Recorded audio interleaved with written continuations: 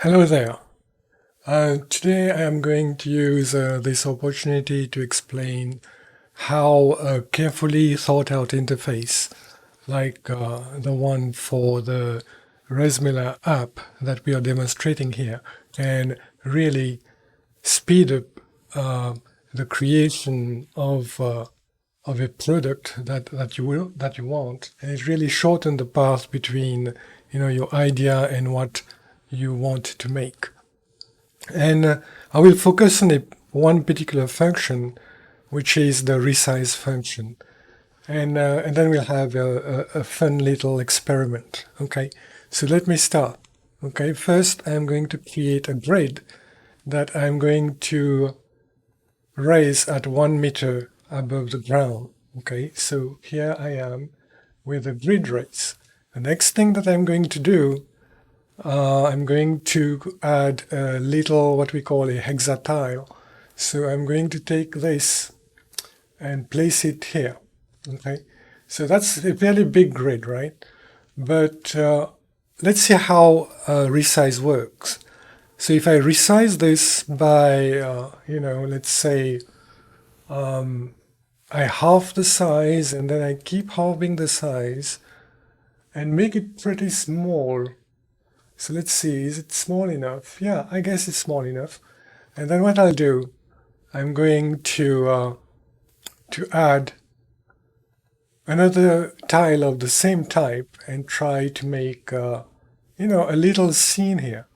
And you will see how things behave, okay? Remember that the first thing that we did was to resize down the first tile, and then we resized the other.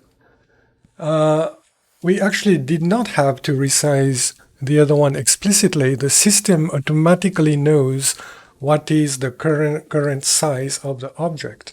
And then I am just using that, to build this little shape here, okay? And then I just have an idea, okay, let's illustrate, the same idea with other things, okay? So let's say we are going to create a little miniature forest for our world. Maybe we have like a museum exhibit and we want to have a little bit of a small diorama inside the museum. So I'm going to start adding trees, on this piece of land, and you'll see, oh, well, it's too big. So let's resize it and we'll make it much, much smaller. And again, to make the things a little bit more organic, I'm going to go into settings and make sure that, we are in the random mode so that, the other trees that are going to be produced are going to be placed randomly as well. So let's do that and see that, okay, now we have a bunch of random trees, different sizes, different orientation, so that they don't look the same. So you have some kind of, it looks more natural. Okay, so now you can imagine, how you would create a miniature forest, using this approach. So the main thing to remember is by making very well thought out design choices, in this case, how the resize function works, we were able to dramatically improve the productivity of a builder, who doesn't even know how to code or how to create objects.